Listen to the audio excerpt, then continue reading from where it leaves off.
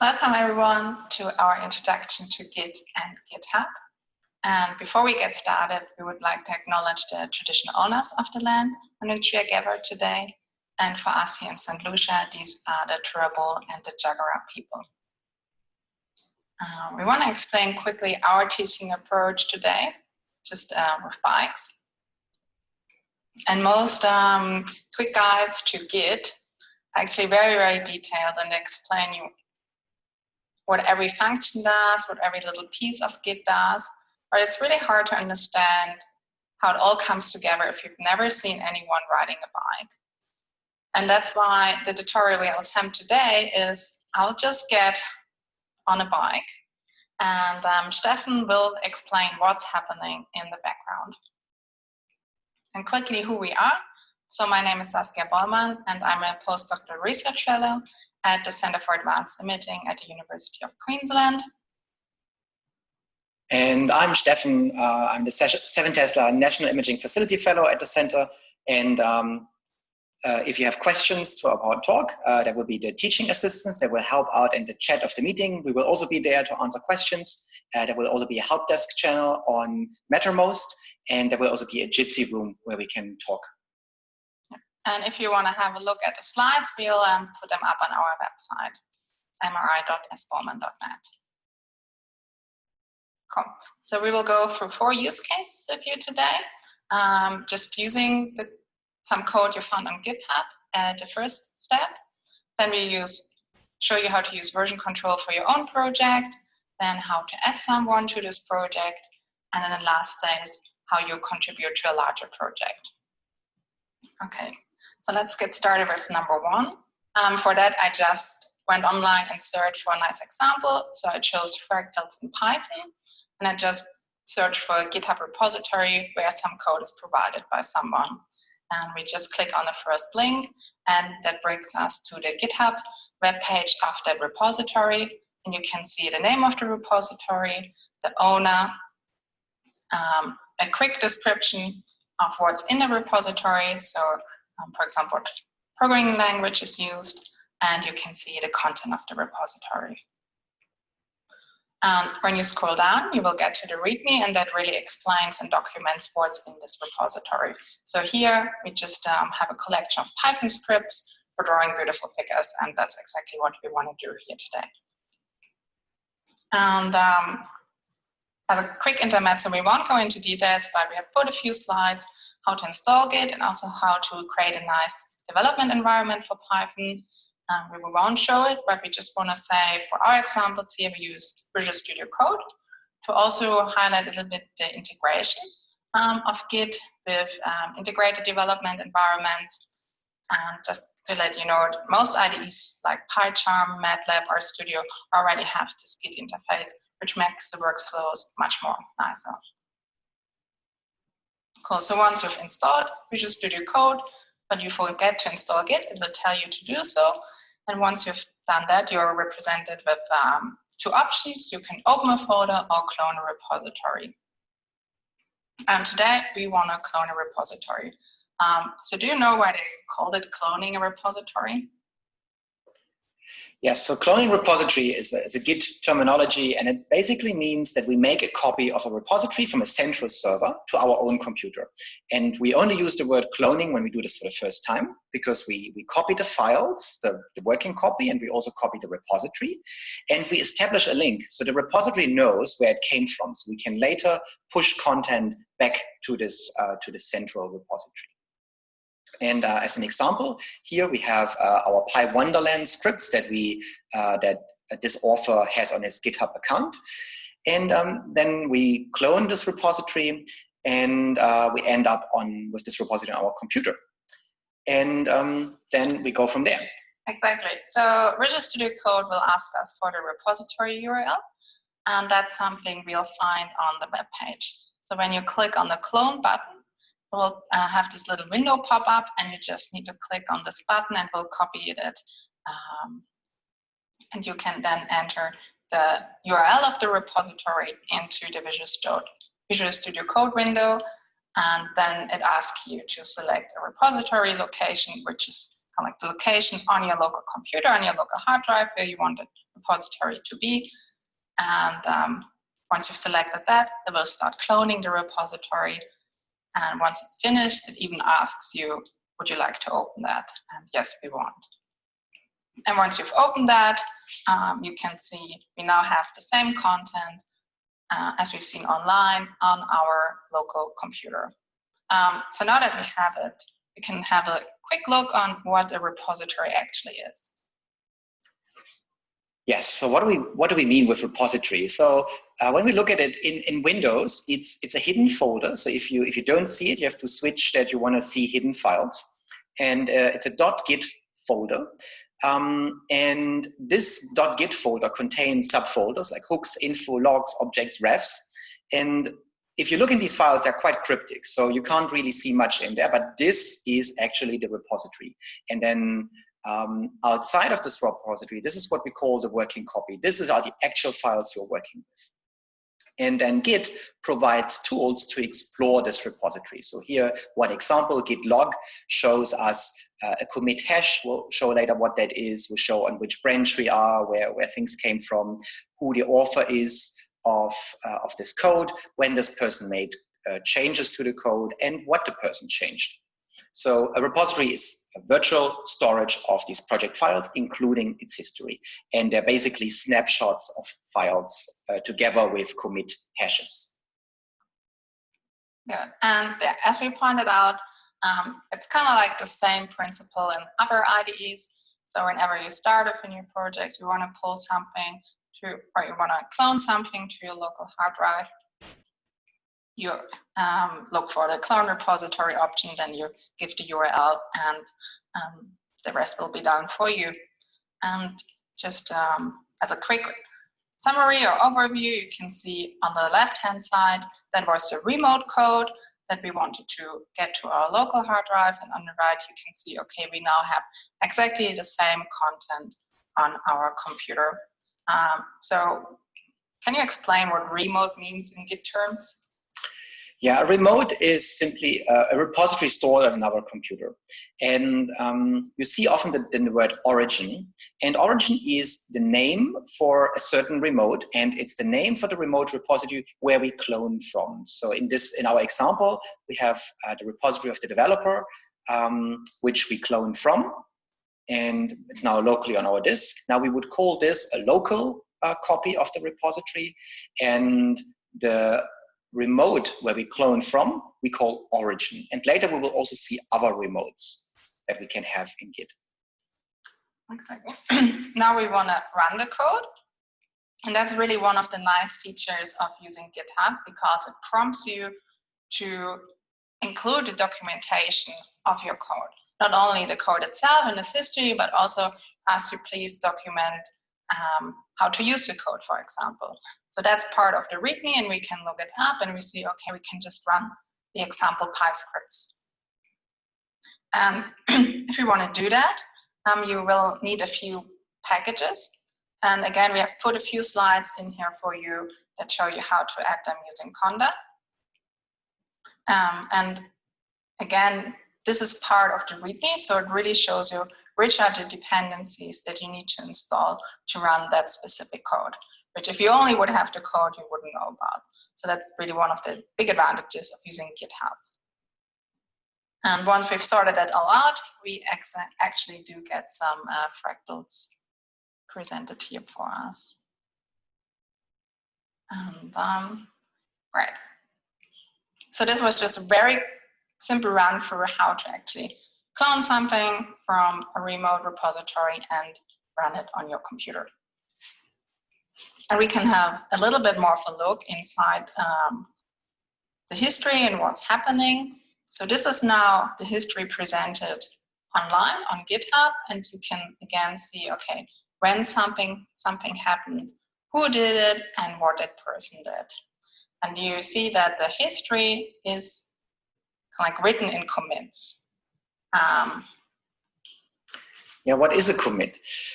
Committing a change means that we create a snapshot of the project's current status. So the current files that we have in our working copy, we change them, And then whenever we feel like that we made a significant change and we're done with developing a new feature, for example, we will do a commit. And one basic rule is try to commit as often as possible, because the commits don't cost you anything. So they're just snapshots and they're differences to the files. So it doesn't matter if you create once 10 lines or 10 times 1 line, it will be the same for Git. But if you commit very often, you have the chance to go back to these commits individually and yeah, you get a more transparent way of what happened, how do you develop the project. And also one thing that is really useful is don't say in a commit message, oh, I changed line 10, because everyone can see that when you display it. So Git will display that. What you should put in your commit message is a clear message of the intention. So usually what I put in there is, I intended to fix this problem, because very often this is not what's happening. So it's always good to document what you try to achieve, especially when debugging. When you go back, you figure out, oh, okay, I tried to do this, and actually I broke something else. So that's a good hint. Exactly. And we can also explore the history of one local file, and you can then see, okay, when was it first added and what were all the changes that were made for that file. And that's kind of like the version control aspect of Git. Cool. So in summary, we have learned what is a remote repository. We have learned the function of the README, which is really the documentation of the code. We learned about commits, that's how the history is written. And we've also seen what a local repository is, and the first Git command, which is clone. But at the moment, we are kind of like only a user and observer of the things that are happening. So in the next step, we want to do version control for our own project. And first, you go to GitHub and sign up. And then you create a new repository by clicking on that little button. And you're asked to give the repository a name. And again, you're also asked to provide a description. It's optional, but it's kind of like this prompt to already start the documentation right away. So once you've done that, you create this repository, and then GitHub will present you with a couple of options on how to actually continue from there. And we will follow the example highlighted here. So we will create a new repository on a command line, but you can follow any of these other options as well. So the first thing is you have to create a local folder. And the best thing is to name it exactly the same way as the name of the repository, just to avoid confusion. And then you open Git Bash. And once you've installed Git on your computer, this little icon in the context menu should automatically appear. And then we can just follow the steps along. So the first step is this one, which we just copy paste into the Git Bash command line. And what it will do, it will create a file, the README, and it will also add one line to it. And just to show you what's happening, so I'll see, okay, in my OHBM Git example is form1 folder, I have now one file. And if I look at it, it exactly has this one line in there. So the next step is to initialize the new repository locally using git init. And once I do that, it will tell me, okay, it initialized an empty Git repository in that folder. And a usually useful Git command is git status, which tells us the status of our local Git repository. It tells us we have nothing committed yet, but there's one untracked file, which is the README, which we just created. And it also tells you how to continue from there using git add to add this file to the repository. And that's exactly what we're going to do. So we will add the README to our repository and then check the status again. And we can now see, oh, wow, there's a new file that has been added. The next step is to commit our changes. And we can just follow the instructions. And once we put that, it tells us, okay, one file has been changed and one insertion has been made. And when we check the status again, we can see there's nothing else to commit, and our working tree is clean, which is really good. And now we have to add the remote to our repository. So remember, in the first step, we kind of like cloned repository from the GitHub, so the remote repository, to our local hard drive, and that automatically creates that link. We haven't done that here. We have initialized our remote locally, our repository locally, so we have to add the remote now also manually. And once we've done that, you don't really get a feedback, so you might wonder, oh, did it work, did it not work? When you call git status, because the status of the repository, so the files haven't really changed, it won't tell you that it now has this remote. And to get that displayed, you need to use git remote and with the verbosity flag to really see what has happened. And yes, the remote has now been added. And the last step is to push your repository up to GitHub. And when we do that, we will run into a problem because Git has some authentication. So your repositories are actually secured. Not everyone can, when it's a public repository, can download them, but not everyone can push changes to them. So we have to set up SSH keys to authenticate. And again, we have some slides in there you can look at and follow along the instructions to get that going. Cool, so once we've done that and we try again, this time we are successful and we can push our changes to our remote repository. And when we look online, we see that the README has appeared, our commit message has appeared, and also the text that we added to our README file. And for people who have used other version control systems like SVN, it might be a little bit confusing, the commit and push, kind of like this two-step approach. And I think Steffen will explain a little bit why that was introduced. Yes, why do we have commit and push? And that's also something I wondered in the beginning when I started with Git, because I came from SVN. And there in these older version control systems, you have a central server. And what you do is your commit basically uploads your thing to the central server. And the problem with this is if you are working with hundreds of people together, this is really tedious because what you had to do in the past is you had to lock a file so that someone else couldn't make a change while you were making a change, because that would create conflicts.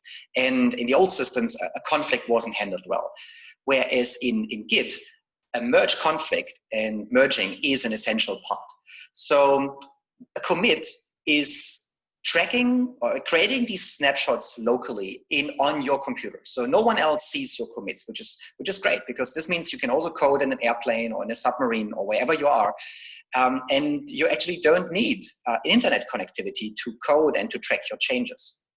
However, when you want to change or when you want to exchange your history with the central remote, then you can just push. And push means you're uploading all your history to this origin in this case. And then that's where then merging happens and where merge conflicts would appear. But yeah, that's why we have commit and push. It looks more tedious, but it actually gives us a lot of flexibility, and it enables us to work together theoretically with thousands of people. And that's why Git was developed in the first place, because Linus Torvalds was sick of using these old version control systems. And I think they had to pay a license fee suddenly. And that's why over a weekend he wrote Git. Yeah. Awesome, cool. So we can now continue to working on our project, so we can just make some changes online. And I just want to show you how the README actually works, so and how you can make it nice, introduce headings and stuff like this. So the README uses Markdown, and there it's a little bit like LaTeX. So you write how your text should look like, and then it's interpreted. I'm just copy pasting that example here, how to make words bold and others italic, how to add links. And when we add that to our file, and then we preview the changes, we can see how we make that really nice and appealing for our users. And since that is a change of the file, I also have to commit it, also when working on the remote. And GitHub really makes it very easy. It asks you to give a commit message, and then you can commit your changes. And when you then look again at your repository, you can see, okay, now we have the heading and some text that I have just added, and that's a new commit. If you now want to continue working locally, for example, using Visual Studio Code, you open Visual Studio Code and you're presented with two options. One is open a folder and the other one is clone a repository. In the first example, we used cloning a repository because we didn't have it on our local hard drive yet. But in our case now, we already have the repository locally, so we just need to open the folder. And when you do that, you can see that the README is there, but we don't have all the changes that I just made on the remote on our local version of the repository. So we have to pull these changes to update the local repository. And once I've done that, I'm up to date and can start working along. And for example, now I want to make some changes in Visual Studio Code. So I added the README, and then I want to commit that. So I'm creating the history and keeping track of the changes I'm making. When we do that, Visual Studio Code will present us as a question, present us with 4 options, and that's, do you want to automatically stage all your changes and commit them directly? And for most of the people, the answer to that is always, but Steph will explain what's behind that so you know when not to click there. Yeah, exactly. So the staging area concept also confused me in the beginning. And what it is in the end, we have changes in our folder. So this is our working copy, our working folder. And here I changed 2 files. So let's say I worked on ITK snap, and that's the actual things I want to commit. And then I have an unrelated file. What the staging area now allows me to do, it allows me to pick the files that I want to use and include in the next commit. So if I use the staging area, I could, for example, say, oh, I only want to include ITK snap YAML in the next commit. This is would be the modified one. And this unrelated file, I keep that for another commit when it's ready. And then when I do this, I end up in the repository with the committed change to this ITK snap file, but this unrelated file is not committed. So it's still kept as changed, and I can either never commit it if I only need it as a temporary file. It shouldn't end up in a repository, for example. Or let's say I'm still working on it and it's not ready to be committed yet. Then I can do this. But in most instances, I guess all changes that you made should end up in a repository. So that's why clicking always will just keep this a little bit simpler, and you actually don't have to use the staging area. But also, if you clicked always, and let's say you want to exclude one file. So let's say you accidentally created a big file in a repository. It's a temporary file, and now accidentally it's added. What you can do in Visual Studio Code is you can click on it and you can say unstage that file, and then it will not be committed with it. And then you can, for example, ignore the file in a git ignore file, which is very useful if you don't want to include temporary files, because that's not a good idea, as we will show it later. Exactly. And so when we click on commit, and when we click on always, then Visual Studio Code will ask us for a commit message. And again, try to not say what you actually did, but kind of like try to make an intention. My intention was to commit from Visual Studio Code. And once we've done that, we again can push to our remote to keep it up to date. And you can actually look at what is happening in the background in Visual Studio Code, and a lot of stuff will appear, but the important line is git push origin master master. So that means that Visual Studio Code actually uses exactly the same syntax that we would use on the command line ourselves. And then we can go on GitHub and explore a little bit the history of our little repository. So now you can see my changes that I made in Visual Studio Code appeared, and also the commit message with it appeared. And that's really kind of like starting to get into that workflow of committing changes and pushing them and looking at them. And now we can go back to our summary. So we have now learned about the staging area and working copy. We learned about git status, which is a really useful command, which you should use as often as you can. We learned how to commit a change and how to push and pull our changes and interact with the remote repository.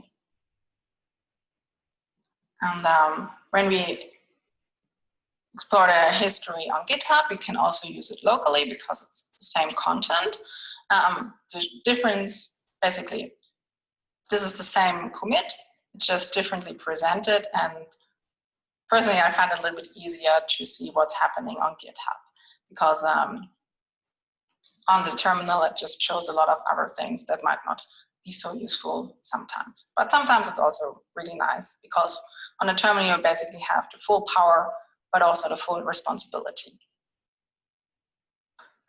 Just to show you that, you can also commit from the command line. So now I'm making changes again in Visual Studio Code. I'm deciding I need to edit that line, but it's also getting a little bit too crowded. So I now deleted something, which I don't want to have in my code anymore. And I think that's another really nice feature of having this version control. It allows you to write clean code because you can freely delete anything from the current version, but because you have the history and you can go back any point in time. And we call it git status again, and it will show us, okay, we have modified the README, that is true. And we add a commit, or we do our commit and add a commit message. I wanted to clean up my code, and then we push it to our remote repository, and we can see that our commit has appeared here now with the commit message. And when we look in there, we can really get this line-by-line comparison of what has happened. And for example, here we now can see I deleted something and then added a few more lines.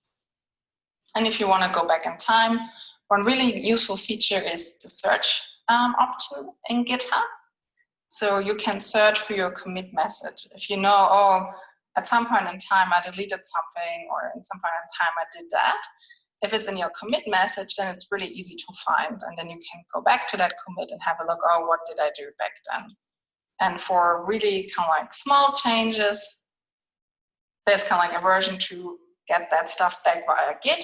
But for small changes, the easiest thing is probably to just copy paste it back in. And now if we look at our graphics, we can see we have uncovered everything.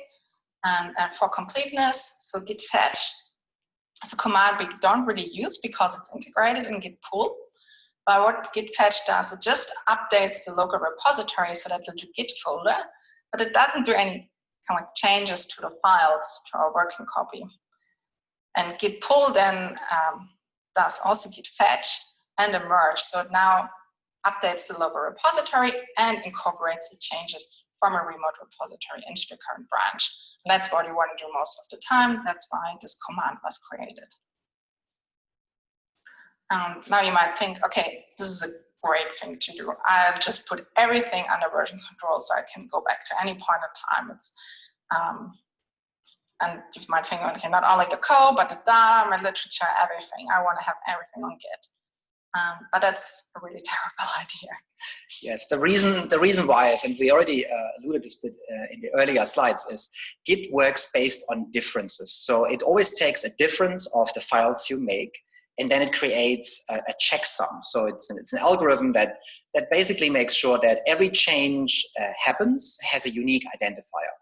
And the problem is when you commit a file that's 600 megabytes, for example, like a brain imaging big file, then what will happen is creating these checksums will take a very long time, because in order to create these checksums, the computer has to look at every single byte to create this number. And this will take a long time. So if you just check in big files into Git, what will happen is it will take everything in Git will take very long, and it will get very, very slow to do anything. For example, to check out a repository or to change a branch. And if you want to use, if you think Git is a cool thing and you want to continue down this rabbit hole, there is a tool that's called DataLet, and there is a really cool talk in this train track by Adina Wagner from Jülich, and she shows what DataLet is, and it's a tool based on an extension to Git Annex, which allows you to handle big files. So they basically took this bottleneck of normal Git and made it work. So with DataLet and Git Annex, you can version control really, really big files, and it's extremely useful for this. So I very highly recommend to look at this talk. For literature, there is just a better tool, which is Zotero. So yes, you could check in PDFs in Git, but you don't profit from it. And if you want to share your results with everyone, then it's possibly better to put them on websites like the Open Science Foundation, which have a command line tool to upload data, to download data. And also there, it has a nice Git integration. So you can actually have your source code on Git, you have your data on OSF, and everything is nicely integrated and working well and performant.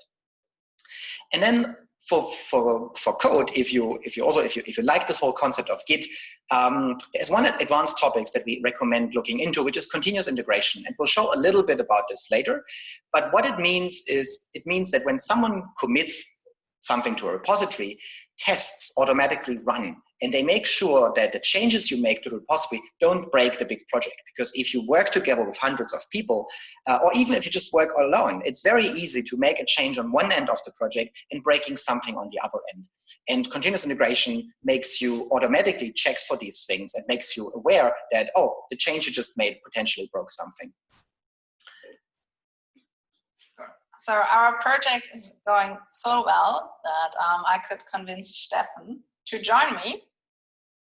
So I have to add him to the project, and I can do that on GitHub. When you go on Manage Access, and it tells you you want to invite a collaborator, and that's what we want to do. So we want to invite Stefan to help me a little bit out, and he gets then a message that tells him, oh, Saskia Baumann just asked you to join her on this repository.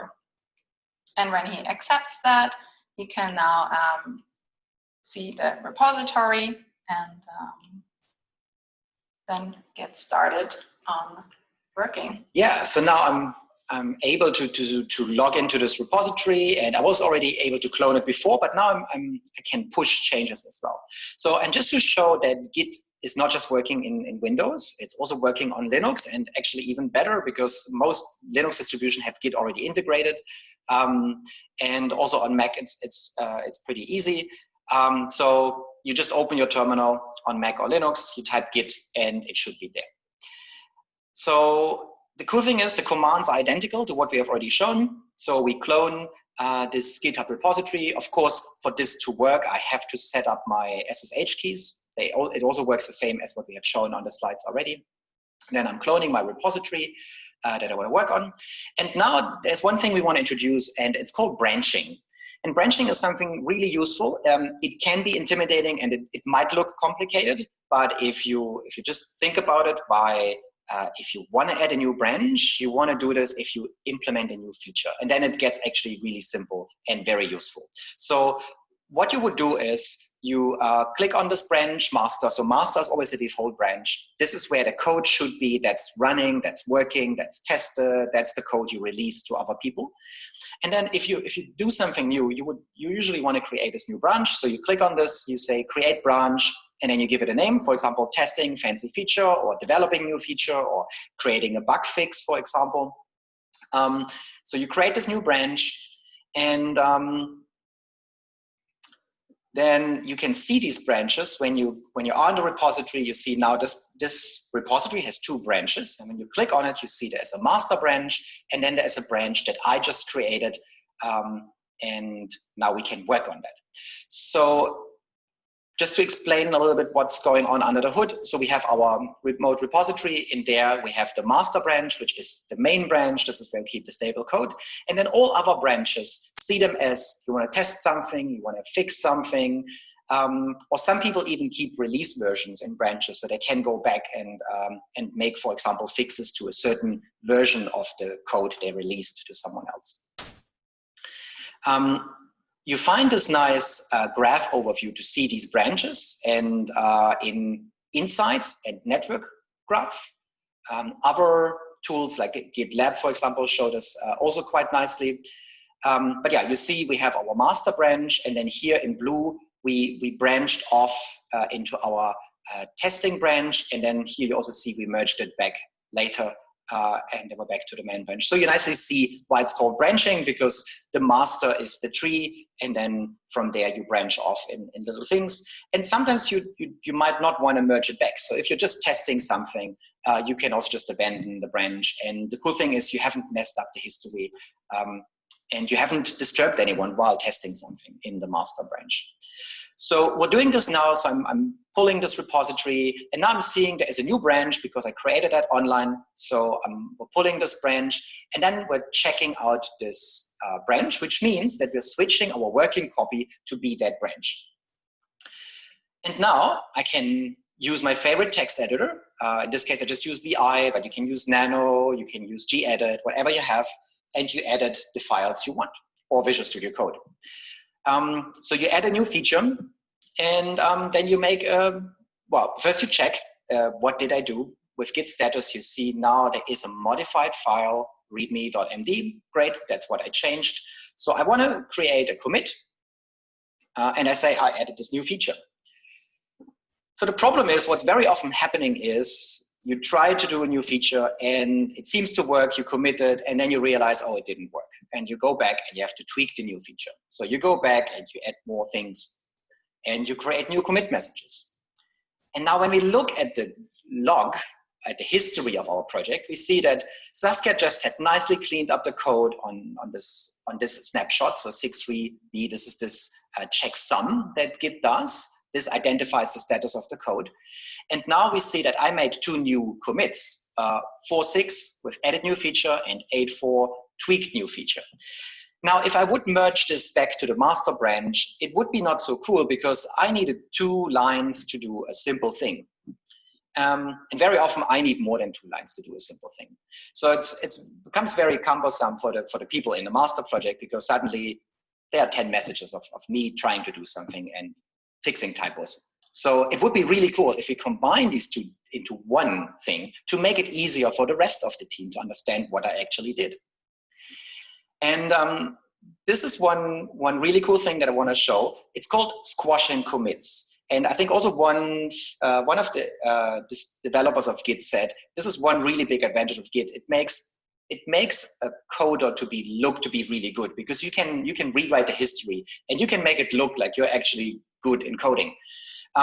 So what you would do is you do a Git reset and use a soft reset. And then you reset it to the commit where you branched it off. So in this case, it was Saskia's last commit. So C6B55 and so on, where she cleaned the code. So I'm resetting the repository to there, but the working directory is still the latest thing I did. So now the log is clean. That's great. And now I can look at Git status again, and it will show me that Git detected that README is changed because I haven't changed my working files, or I changed them manually, right? So this is where my new features are all in there. And now I can make one new commit message where I say git commit, I implemented this new feature and I tested it and it's actually working. So this now created a new commit. And now you see that we only have one line, and it's also a new checksum because now it combined both changes into one commit. So this is now something different for Git. And this is really cool. So we cleaned that up. Now the question is, did I really change history? No, you can't change history, you shouldn't. What we only changed is we changed the log history. So the log history is what people would usually look at. This is what's displayed by default in GitHub. But Git actually keeps track of what really happened under the hood. So if you look at this full history, it's called reflog. And if you look at this, we see that we actually see everything. So I see that I cloned from Saskia's original thing. Then we see that I checked out a different branch, which was my new feature. And all these things are not in the normal history, but they are in this reflog. Then we see that I made a commit, I added a new feature, then I found a typo, so I called it tweaking the new feature. And then I was embarrassed that I needed 2 commits to do this, so I reset the repository. So I moved back to C6B556D, and then I committed a new change where I then relabeled my change and I said new feature implemented and tested, because now I actually fixed that typo. And now it has a new commit. And now I'm happy, so I check commit, I check the status, and I'm happy, everything is committed, the working directory is clean, and then I can push. So now I'm sharing my changes with the rest of the world, and now it makes me look like a really good coder because I implemented this feature with 1 commit, and I didn't do a mistake, right? So now ready to merge. The cool thing is when I do this on GitHub, there will be a little message, compare and pull request. So I'm clicking on that, and I'm saying, look, I implement this new feature, I added this new feature, it's ready to be merged. And now I could potentially merge this myself because I'm actually now a contributor to the project because Saskia added me. But good practice is that actually someone else reviews what you did. So that would be now in a code review. So someone looks at the changes, makes sure they're plausible. Ideally, you also have continuous integration set up. So your commit is actually checked if you broke something else in the code. But now the next person in the project takes over. Exactly. So now we have the pull request from Stefan. I see it, and I now log in with my credentials onto the repository, and it shows me that he made a new feature, has this new branch, and he wants that new branch like integrated into the master branch, and he asks me to check what he did was plausible. And once I go back through the code, I can merge his pull request. So that means kind of like integrating his changes from his testing branch into the master branch. And I also write him a little text message and say, thank you for your work, thanks for your contribution. And this again is also a commit, so a change to the repository. And once I have confirmed this merge, you can see the comments and as well that the pull request was successful and merged, and you can even delete the branch if you don't want to keep it. Now the history is nice and clean if we go back and look at it. So we have the one commit for the new feature, and we have the merge commit that tells us this new feature has been integrated into the master branch after testing. And that's kind of like how you work in a project when everyone has access to the project, and it's very similar when you want to contribute to a project where you're not part of the development team in the sense that you have access or push rights to the repository. So everyone can pull, but not everyone can push. And for that, we've chosen the hackathon example. So the team has set up a really nice short example on how to use Git and how to actually contribute a little bit to the OHBM website. So when you go on the OHBM Hackathon 2020 repository and you have a look at the issues, they have one pinned issue there, how to add your own image to the venue page. And that's a really good exercise on how to use Git with all the steps in there. So we will just quickly go through that. The idea is that everyone adds an image to the venue folder, which is then displayed online on whatever they're set up for working at home or whatever, maybe in an image of you, and also modify a file and then commit, push, and pull, make a pull request for these changes. So it looks a little bit more interesting on the website. And we just need to follow the description along. So the first thing is to find an image, which I've already done. And then we fork the repository now. So that means you create kind of like the same repository, but in your local GitHub account where you have rights to make changes. So that's one more step we have to do, but it's pretty easy. So instead of cloning, we go back to the code. And instead of cloning, this time we click on fork. And then it asks us where should we fork this Hackathon 2020 repository to. And I'm picking Stefan's account now, because this is the second round of doing that. So don't worry if it doesn't work out right away. And it will tell us it's forking now. It will take a few seconds. When that's done, it will appear in your GitHub account. And then you follow exactly the steps along. So you want to clone the repository and you want to create a new branch on which you add your image. Good.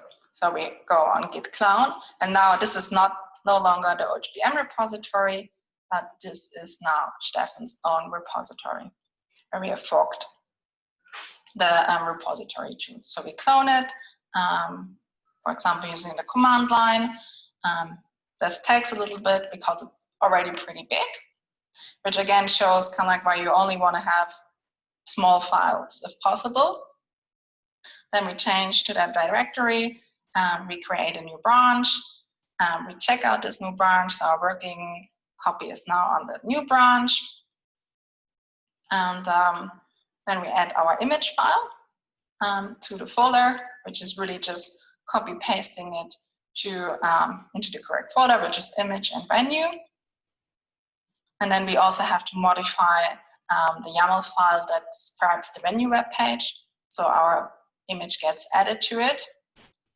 And we just have to give it a name and the name of the image file. And for example, we can use the normal text editor, or we can use it with a Visual Studio Code where you right click on the background and then it automatically opens the whole folder for you. And once you've done that and you found the correct file, you now start to make your changes. And really important, add that little minus there, because otherwise it doesn't work. Once you've done that, you know what to do. So you commit your changes and you add all of the files you changed. So git add will add the YAML file that you changed to the staging area, as well as the new image that you just added. So let's have a look at it. Where we call git status, it shows us one file has been modified and one file has been included, which is not yet tracked. And also Visual Studio Code will give you exactly the same information. So you can see the little M next to the venue file, that means modified, and you can see the U next to the image, which is untracked. And you could now commit from Visual Studio Code, or we just follow the instructions here. We just do it on a command line, and then we just make a commit message that says, okay, who added the image to the venue page? And then we update our GitHub repository with the changes we made locally, which is just git push.